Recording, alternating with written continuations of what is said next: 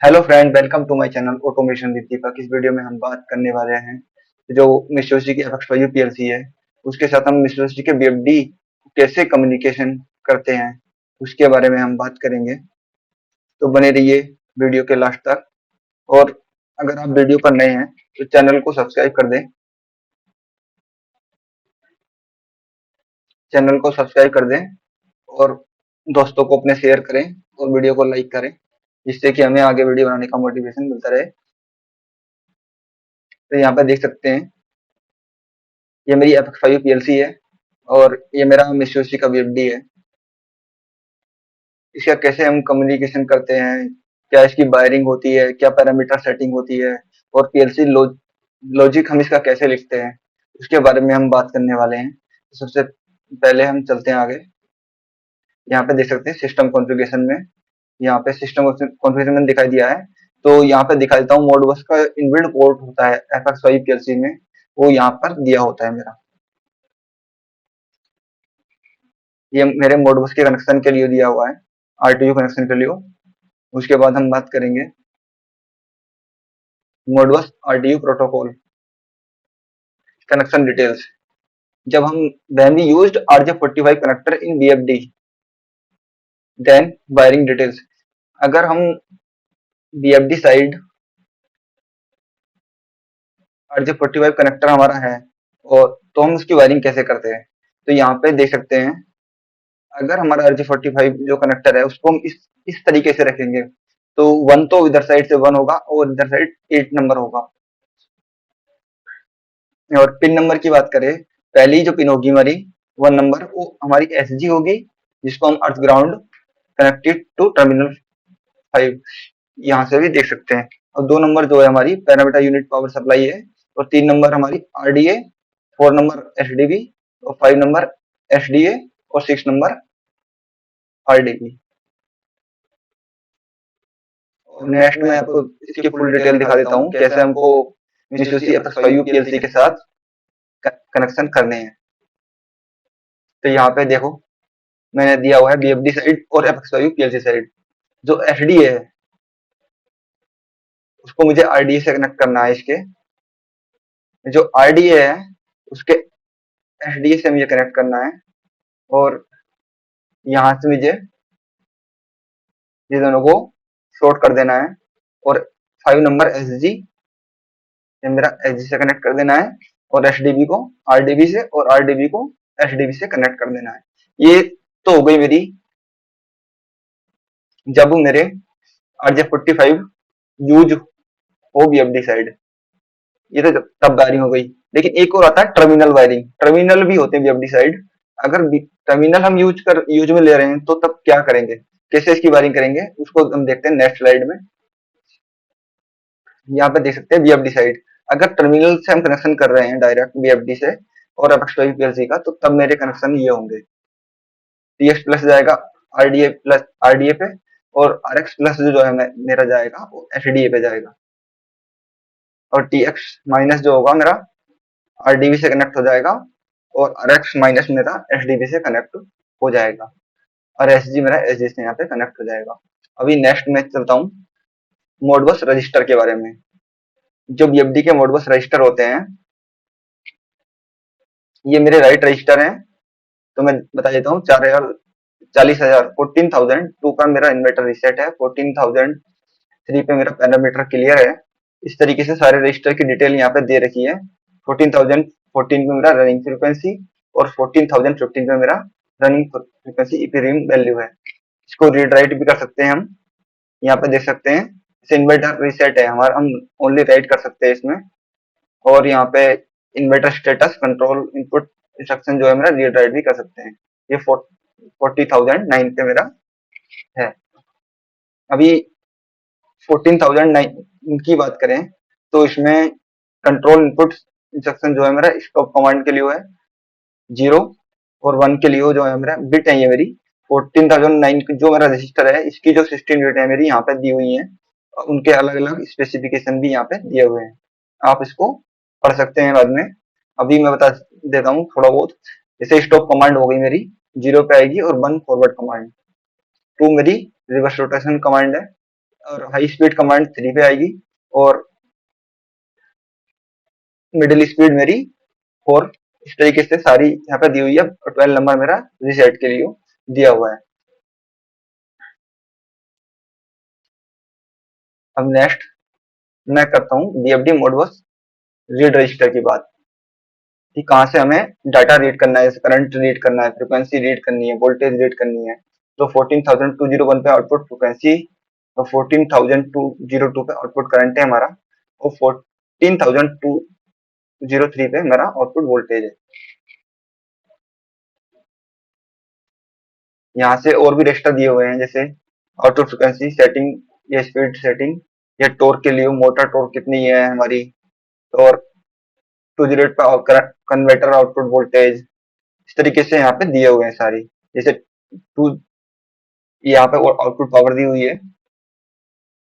सारे रजिस्टर मेरे ये रीड मॉनिटरिंग के लिए, जो हमें डाटा मॉनिटर करना है कि हाँ भी एफडी की मेरी फ्रिक्वेंसी क्या है, करंट क्या चल रहा है, और वोल्टेज क्या है, किस टॉर्क पे मेरी मोटर चल रही है, और कितनी पावर कंज्यूम कर रही है, ये यहाँ से हम मॉनिटर कर सकते हैं इन रजिस्टर की मदद से। अभी मैं इसको लॉजिक में भी कैसे इसको रीड करना है मैं आपको दिखाने वाला हूँ, और कैसे हम फ्रीक्वेंसी राइट करते हैं क्या है सब मैं दिखाने वाला हूँ आपको। अभी नेक्स्ट मैं बात करूंगा बीएफडी पैरामीटर सेटिंग। जो मैंने पैरामीटर सेटिंग बनाई है वो RJ45 कनेक्टर यूज कर रहे हैं, उसके लिए भी मैंने अलग से पैरामीटर लिए हैं। और जो टर्मिनल वाले, अगर टर्मिनल पे हम यूज कर रहे हैं वायरिंग उसकी, तो तब भी मैंने अलग ही उसके लिखे लिखे हुए हैं। तो सबसे पहले मैं कौन पैरामीटर की बात कर लेता हूँ। P1 मेरा मैक्सिमम फ्रिक्वेंसी है, और P2 मेरा मिनिमम फ्रिक्वेंसी है, और P3 मेरा बेस फ्रिक्वेंसी है, और P7 की बात करें, ये अक्लेरेशन और डिक्लेरेशन टाइम है। ये जो डिपेंड करता है इसका सेट पैरामीटर, ये मेरी सेटिंग रेंज है कि इतने से इतने तक हम सेट कर सकते हैं, और ये मेरे सेट पैरामीटर है कि क्या हमें सेट करना है बीएफडी के अंदर। ठीक है, अभी अक्लेरेशन डिक्लेरेशन की बात कर रहे हैं हम। तो जैसे कि हम देख सकते हैं सेट पैरामीटर 10, ये जो है हम डिपेंड करता है मोटर के ऊपर, कितना स्मूथली हम मोटर को चलाना चाहते हैं, उसके हिसाब से हम टाइम यहाँ पे सेट कर सकते हैं, अक्लेरेशन डिक्लेरेशन टाइम।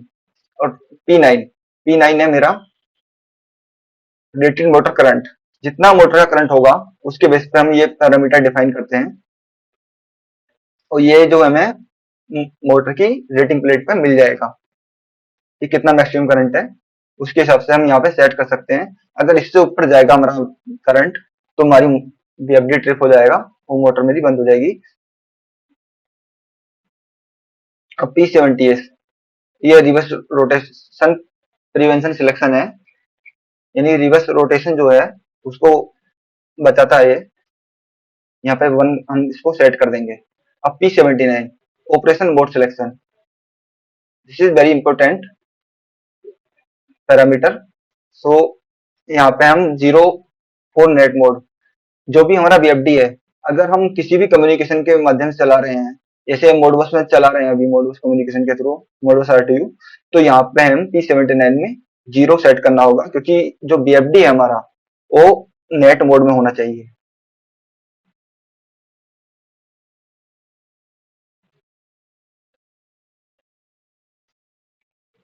बीएफडी मेरा नेट मोड में होना चाहिए,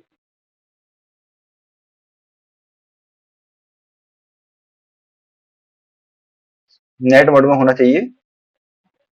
बात करें P80, P80 में हम मोटर की कैपेसिटी हम डिफाइन करते हैं कि कितने किलोवाट की मोटर है, उसके हिसाब से हम मोटर के हिसाब से रेटिंग प्लेट के हिसाब से हम यहाँ पे सेट कर सकते हैं। और 81 में नंबर ऑफ पोल्स, मोटर के जितने पोल्स हैं यहाँ पे हम डिफाइन कर सकते हैं, और रेटेड मोटर वोल्टेज P83 में हम डिफाइन कर सकते हैं।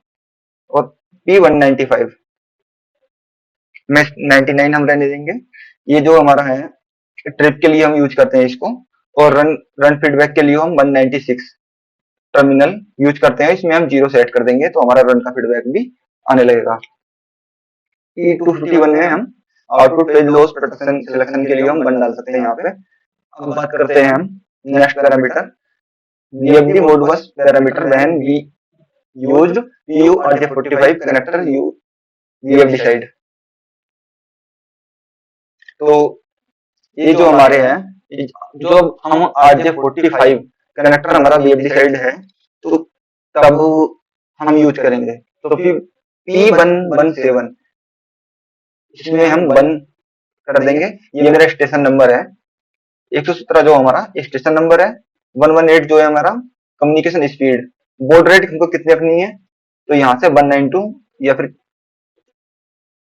196, 192, 384, 576, 768 यहाँ से सिलेक्ट कर सकते हैं। जैसे मैंने 192 सिलेक्ट किया है। और स्टॉप बिट की बात करें हम, P119 में आएगी और उसको हम बंद कर सकते हैं। अब बात करें पैरिटी चेक की, तो P120 में हमारी पैरिटी आ जाती है। तो यहाँ पे 1 हम पैरिटी ओड के लिए है, और 0 जो है मेरी वो पैरिटी हम नॉट एग्जिस्ट हम करेंगे, या पैरिटी हम नहीं लेंगे, तो उस केस में हम 0 सेट कर देंगे। अभी 2 जो है मेरा इवन के लिए है, इवन पैरिटी के लिए है। यहाँ पे और भी ये है, यहाँ भी हम डाल सकते हैं। यहाँ पे P122 रिट्राई काउंट के लिए, और टाइम इंटरवल चेक करने के लिए हम यहाँ पे ये सब डाल सकते हैं। अभी जो हमारा जो मैन है, इसमें 549 प्रोटोकॉल सिलेक्शन, इसमें हमको बंद करना ही होगा। ये वेरी इंपॉर्टेंट है, ये भी पैरामीटर। अब बात करें PO mode operation command source selection, यहाँ पे 99 कर देना है। अब BFD Modbus parameter when terminal wiring used, अगर हम टर्मिनल वायरिंग यूज कर रहे हैं, तो उस केस में हमारे पैरामीटर जो डलेंगे वो यहाँ पे हमें पुट करने होंगे। जैसे देख सकते हैं 331, इसमें हमारा क्या आ जाएगा, 1 आ जाएगा। स्टेशन नंबर जैसे मैंने पहले भी दिखाया कि मैं स्टेशन नंबर 1 के लिए बता रहा हूँ, अभी 1 BFD के लिए ही। अब P332 ये है मेरा RS485 कम्युनिकेशन स्पीड 192, यहाँ पे मैंने ली हुई है, और स्टॉप बिट मेरी 1 है, तो P333 में आ जाएगी। और यहाँ पे P334 में मेरी पैरिटी चेक आ जाएगा, और 335 में मेरा कम्युनिकेशन रिट्राई काउंट आ जाएगा। इस तरीके से हम यहाँ पे भी और भी मेरे ये है पैरामीटर देख सकते हैं। और प्रोटोकॉल सेक्शन ये इंपॉर्टेंट पैरामीटर है, तो यहाँ पे हमें पुट करना ही होगा। उसके बाद हम नेक्स्ट बात करते हैं। अब सीधा मैं लॉजिक पे आ जाता हूँ। पहले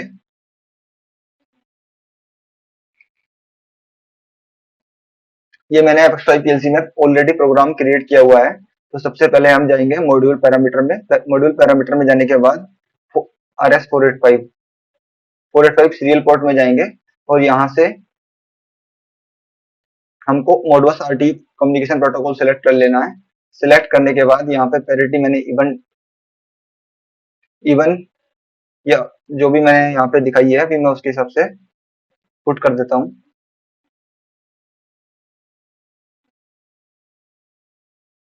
जैसे मेरी यहाँ पे पैरिटी 1 या 2 कुछ भी हम सिलेक्ट कर सकते हैं। तो जैसे मैंने अभी इवन यहाँ पे पैरिटी ली हुई है, और स्टॉप बिट मेरी 1 है, और बॉर्ड रेट मैंने 192 वहां पे मैं आपको पैरामीटर में भी दिखाया था, और यहाँ भी मैं आपको दिखा देता हूँ। ये मेरी पैरिटी हो गई। अब बात करें हम लॉजिक की, कैसे हम इसका लॉजिक लिखते हैं, मैं आपको दिखा देता हूँ। यहाँ पे आप देख सकते हो, ये मेरी सन 400 ऑलवेज ऑन बिट है।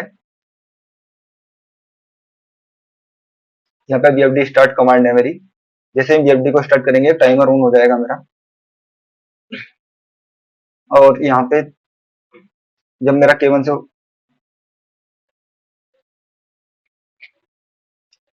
T0 K1 से बड़ा होगा, तो यहाँ पे मैंने डिले टाइम डाल दिया है। यहाँ पे इस तरीके से मेरे ये ऑन होते रहेंगे रेगुलर इंटरवल में। तो सेम मैंने कंपैरिजन यहाँ पे लगाया हुआ है डिले टाइमर के थ्रू। अभी हम बात करते हैं, नीचे आ जाते हैं, और जैसे ही मेरा 55 से ऊपर जाएगा, मेरा ये रीसेट हो जाएगा। रीसेट T0, सॉरी, यहाँ पे मैं रीसेट T0 कर देता हूँ। टाइमर को मैं रीसेट कर दूंगा। फिर फिर अगेन मेरा ये रिसाइकिल करने लगेगा। वापिस से। अब मैं यहाँ पे दिखाता हूँ आपको कैसे इसका लॉजिक लिखना है। यहाँ पे मैंने M1 बिट ली हुई है जो कि पहली मेरी बिट थी, और यहाँ से मैं ADPRW इंस्ट्रक्शन के थ्रू मैं डाटा रीड और राइट करने वाला हूँ। सबसे पहले ये मेरा रीड करने के लिए मैंने इंस्ट्रक्शन लिखा हुआ है। अब ये H1 जो है मेरा, ये स्टेशन नंबर है, और H3 जो है मेरा यहाँ पे, ये है रीड होल्डिंग रजिस्टर के लिए फंक्शन कोड है K200। K200 जो है मेरा BFD का जो पैरामीटर है, वहां से मैंने लिया हुआ है। मैं आपको दिखा देता हूँ, पहले मैं इसको आपको दिखा देता हूँ। यहाँ पे कोड दिखाता हूँ, फंक्शन कोड क्या है। ये मेरा ADPRW इंस्ट्रक्शन है, ये फर्स्ट देख सकते हैं यहाँ पे। जो X1 है, S1 है मेरा, वो स्लेव नोड एड्रेस है, और S2 जो है मेरा, ये फंक्शन कोड है, और S3 function parameter depend on function code. यानी कि जो हम रीड करना चाहते हैं, राइट करना चाहते हैं, उसके हिसाब से जो हमारा पैरामीटर होगा वो यहाँ पे हम डिफाइन कर सकते हैं। अभी नेक्स्ट में वो दिखा, यहाँ से क्लियर नहीं होगा, मैं आगे आपको दिखा देता हूँ थोड़ा। पहले ये आप समझ लीजिए, ये जो है H1 अगर हम ले रहे हैं तो इसका मतलब है रीड कोइल्स। हमें कोइल रीड करनी है कहीं रिमोट स्टेशन से, जो भी हमें रीड कोइल रीड करनी है, तो मेरा H1 कोड हम यूज करेंगे, और H2 जो है ना, रीड इनपुट के लिए है। H2 मेरा रीड इनपुट के लिए है, H3 रीड होल्डिंग रजिस्टर, और H4 मेरा रीड इनपुट रजिस्टर, और H5 राइट सिंगल कोइल। अगर सिंगल कोइल हमको राइट करनी है तो H5 का हम यूज कर सकते हैं, और H6 जो है right single register. Single register हमको राइट करना है तो H6 यूज करेंगे, और HF जो है हमारा राइट मल्टीपल कोइल्स के लिए है, और H10 मेरा राइट मल्टीपल रजिस्टर के लिए है। अब यहाँ से ये भी देख सकते हैं कि कितने नंबर ऑफ, एक जैसे मान लीजिए H1 हम यूज कर रहे हैं, तो 1 से लेके 2000 पॉइंट हम यहाँ पे रीड कर सकते हैं H1 करके यहाँ पे, और यहाँ पे हम नंबर ऑफ डाल देंगे कि हाँ मुझे 100 कॉइल्स रीड करनी है, तो इसके हिसाब से हम डाल सकते हैं यूज करके H1 का। H1 फंक्शन कोड का यूज करके हम 2000 तक पॉइंट रीड कर सकते हैं, कॉइल्स रीड कर सकते हैं, और H2 का हम यूज करके भी 2000 पॉइंट रीड कर सकते हैं, और H3 का हम यह read holding register 125 point read कर सकते हैं। इसके बारे में मैंने पहले भी एक इंडिविजुअल वीडियो बनाई हुई है, तो आप वहां पे देख सकते हैं ADPRW इंस्ट्रक्शन के थ्रू। तो मैं इसमें अभी ज्यादा टाइम नहीं लूंगा, मैं वीडियो में इसका लिंक दे दूंगा, आप वहां पे इसको देख सकते हो।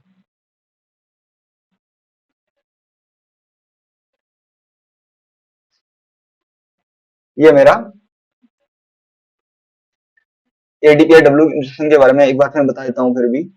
ये जो ADPRW, ये मेरा H2, X2 क्या मेरा स्लेव एड्रेस, और H1 क्या है फंक्शन कोड, कि हमें क्या करना है, रीड कोइल्स करनी है। H1 को मैंने अभी दिखाया था ना आपको, यहाँ पे रीड कोइल्स। अभी बात करें K100, ये है मेरा मोडबस एड्रेस, यानी कि जो भी मेरे डिवाइस है कि 100 से हम ले रहे हैं, कि यहाँ पे मेरा जो रीड कोइल्स है कि 100 से मेरे को मिलने वाली हैं, तो इसके लिए मैंने यहाँ पे कर दिया है। और device count, number of device, के 8 का मतलब है नंबर ऑफ डिवाइस, यहाँ पे कि कितनी हम कोई रीड करना चाह रहे हैं, तो वो यहाँ पे लिख सकते हैं। और D0 कहाँ पे मेरी जो कोइल मैंने H1 रीड करी है, H1 मेरा फंक्शन कोड कोइल के लिए हुआ है, तो D0 में मेरा स्टोर हो जाएगा। और M10 क्या है, ये मेरा ये एग्जीक्यूशन ओके बिट है। तो अभी मैं वापस लॉजिक पे आ जाता हूँ। तो जैसे कि आप समझ चुके हैं, यहाँ पे H1 मेरा क्या हो गया, स्टेशन नंबर। H3 क्या हो गया मेरा, फंक्शन कोड है रीड होल्डिंग रजिस्टर के लिए। और के 200 की बात करें तो ये मेरा है मोडबस एड्रेस, ये कहाँ से हम रीड कर रहे हैं, तो मैं आपको दिखा देता हूँ। ये देखिए आउटपुट फ्रिक्वेंसी हम रीड कर रहे हैं 201 पे। तो यहाँ पे अगर लॉजिक में लिखना है तो यहाँ पे एक कम लेना पड़ेगा, जैसे ये है मेरा 201 आउटपुट फ्रिक्वेंसी के लिए।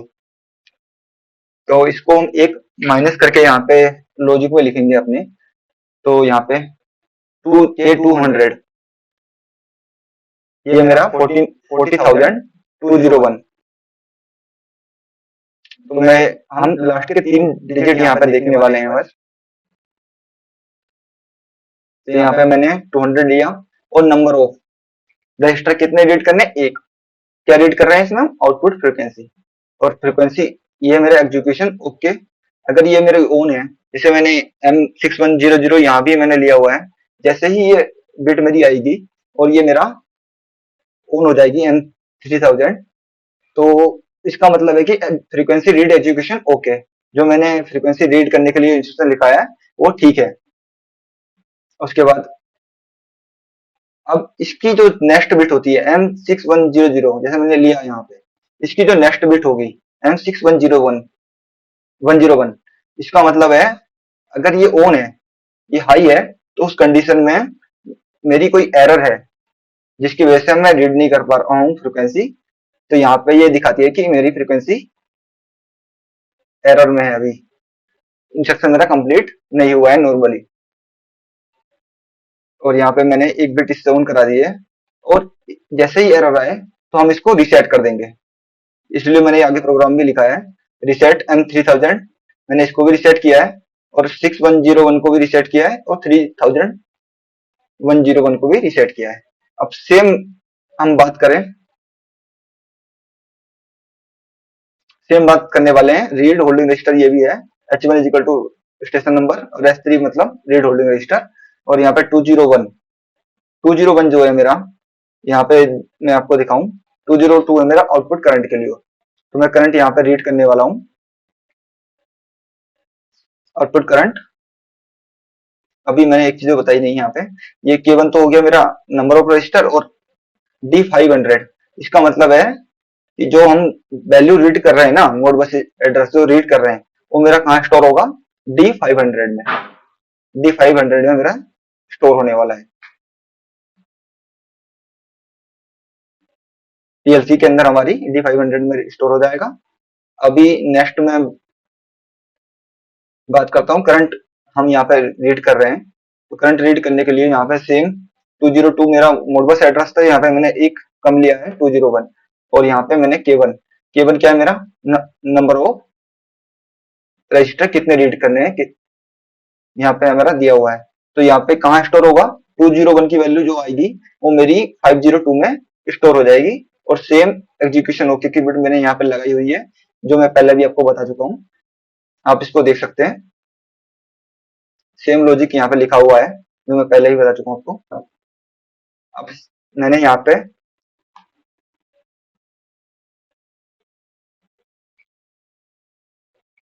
सेम यहाँ पे मैं रीड करने वाला हूँ VFD आउटपुट वोल्टेज। तो ये 202, तो यहाँ पे आप देख सकते हैं 202 आउटपुट वोल्टेज। यहाँ पे भी मैंने एक रजिस्टर कम लिया है, तो सभी में ऐसा करना है, हमको एक रजिस्टर कम लेना है यहाँ पे अगर हम डाटा रीड कर रहे हैं। तो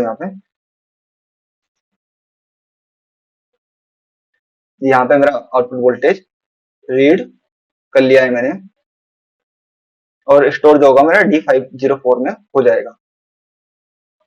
और सेम एग्जीक्यूशन ओके और एरर की बिट मैंने यहाँ पे लगाई हुई है, आप देख सकते हैं।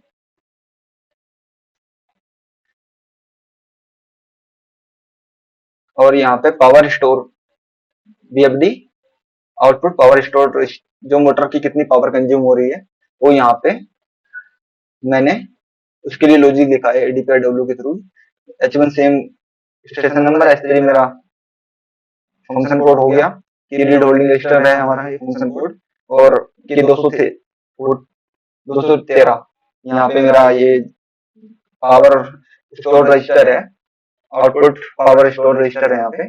और ये मेरा एग्जीक्यूशन ओके हो गया सेम। अब नेक्स्ट हम बात करते हैं, अब यहाँ पे मैं देख सकते हैं, अभी अभी स्टार्ट कमांड मैंने यहाँ पे दी हुई है। अब जैसे मेरी स्टार्ट कमांड आएगी तो यहाँ पे ये H1 मेरा क्या है, फंक्शन कोड हो गया, स्टेशन नंबर हो गया, और S6 मेरा क्या है, राइट होल्डिंग रजिस्टर। कोई भी अगर होल्डिंग रजिस्टर में राइट करना है तो यहाँ पे S6 का यूज करने वाले हैं। अब K8 क्या है, ये मेरा ये है, यहाँ से मैं दिखा देता हूँ आपको। ये 14009 inverter status control input instruction, ये है मेरा। और यहाँ से 2 मैंने, ये तो क्या 1 नंबर स्टॉप कमांड के लिए 0 दे दिया, और यहाँ पे forward rotation command, reverse rotation command यहाँ पे देख सकते हैं। ये 4009 से मैंने लिया हुआ है रजिस्टर।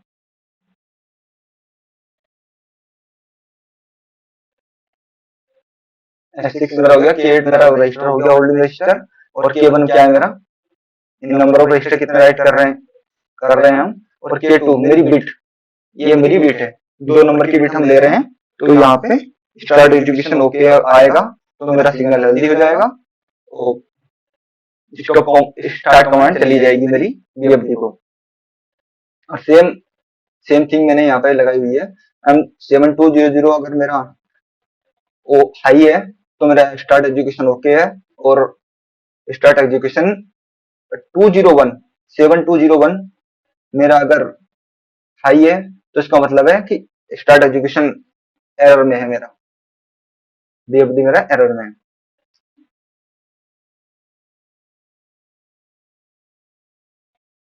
नेक्स्ट हम बात करते हैं राइट होल्डिंग रजिस्टर।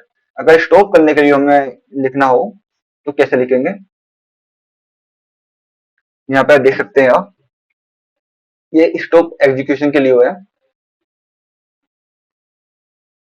यहाँ से मेरा सेम H1 फंक्शन कोड हो गया, S6 मेरा क्या हो गया, राइट होल्डिंग रजिस्टर हो गया, और K8 मेरा क्या हो गया, ये रजिस्टर हो गया मेरा, जिस पर हमें राइट करना है। K8 क्या है मेरा, जिस पर राइट करना है हमें, कितना, K0 राइट करना है। तो ये स्टॉप एग्जीक्यूशन ओके हो जाएगा मेरा। अगर ओके है तो इसका मतलब है कि मेरा VFD स्टॉप हो गया है, और ओके नहीं है तो इसका मतलब है कि मेरा VFD एरर में है।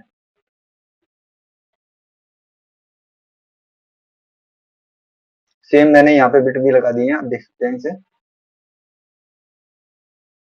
अब VFD रिसेट के लिए मैंने यहाँ पे लिखा हुआ है, ये H1 हो गया, S6, K8, K1, K0। जैसे ही मैं VFD रिसेट कमांड प्रेस करूंगा तो उस केस में हमारा K0 मूव हो जाएगा K8 में, तो VFD मेरा रिसेट हो जाएगा।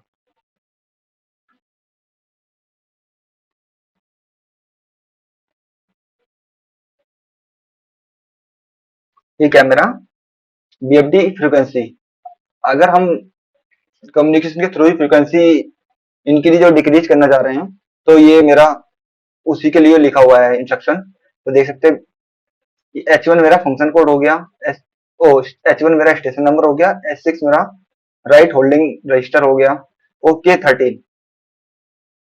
अब मैं इसका दिखा देता हूं आपको,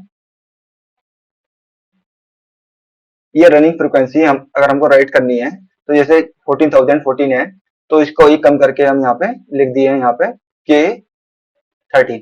और यहाँ पे K1 क्या है मेरा, नंबर ऑफ रजिस्टर हो गया, और VFD सेट फ्रीक्वेंसी, ये 508 जो है, इसमें जो भी हम फ्रीक्वेंसी यहाँ पे देंगे वो राइट हो जाएगी मेरी 14,014 जो मोडबस रजिस्टर है उसमें राइट हो जाएगी। और VFD को मेरी फ्रीक्वेंसी, जैसे मान लीजिए मुझे 50 फ्रीक्वेंसी देनी है तो उसके लिए 508 में हमको 5000 देना होगा, और 20 देनी है तो 2000, यानी कि 100 is equal to 1 frequency, 100 is equal to 1 हो जाएगा। और 30 देने के लिए हमें 3000 काउंट इसमें देने पड़ेंगे 508 में। सेम चीज मैंने यहाँ पे दी हुई है। अब इन्वर्टर का स्टेटस हमको देखना है कि हाँ हमारा रनिंग में है कि नहीं है, तो यहाँ से हम स्टेशन भी दे सकते हैं। जैसे यहाँ पे रीड के लिए है, H1 क्या है मेरा, स्टेशन नंबर, S3 क्या है मेरा, रीड होल्डिंग रजिस्टर, K8 क्या है मेरा, यो D4009। अब ये मैंने क्यों लिया है, D4009, ये रीड और राइट दोनों कर सकते हैं हम यहाँ से। और यहाँ पे दिया हुआ है इन्वर्टर रनिंग का है हमारा 0 पे, और फॉरवर्ड रोटेशन कमांड 1 पे, और ड्यूरिंग रिवर्स रोटेशन कमांड यहाँ पे 2 पे। इस तरीके से हम देख सकते हैं। और यहाँ पे ये है मेरा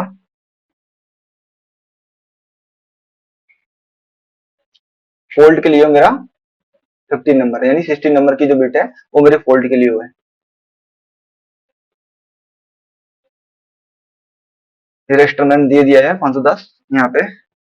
और इन्वर्टर स्टेटस, अगर ये मेरी बिट ऑन है, 7240 ऑन है, तो इन्वर्टर स्टेटस एग्जीक्यूशन ओके हो जाएगा, यानी कि हम सही तरीके से प्रोग्राम लिखे हैं।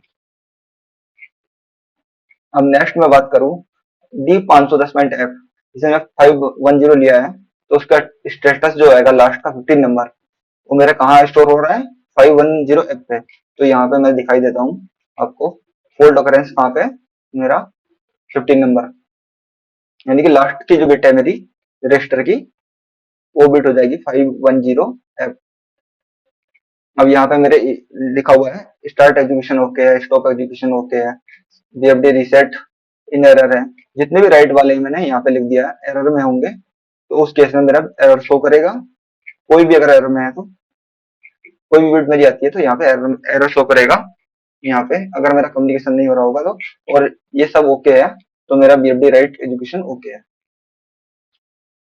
तो फ्रेंड, कैसा लगा वीडियो हमें कमेंट करके जरूर बताइएगा। तो वीडियो को ज्यादा से ज्यादा शेयर करें। आई होप ये वीडियो आपको अच्छी लगी होगी, तो अपने दोस्तों को ज्यादा से ज्यादा शेयर करें और हमारे चैनल को सब्सक्राइब करें। Thank you everyone.